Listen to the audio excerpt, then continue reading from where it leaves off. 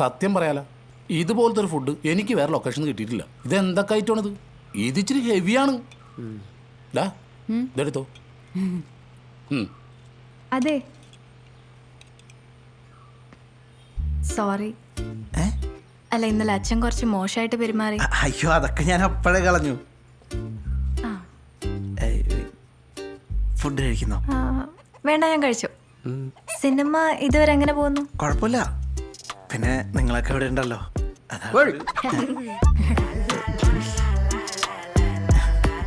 Mumbai city ചാനലിലെ album ചെയ്തിട്ടില്ലേ? അത് ഒരുപാട് മുൻപായിരുന്നു.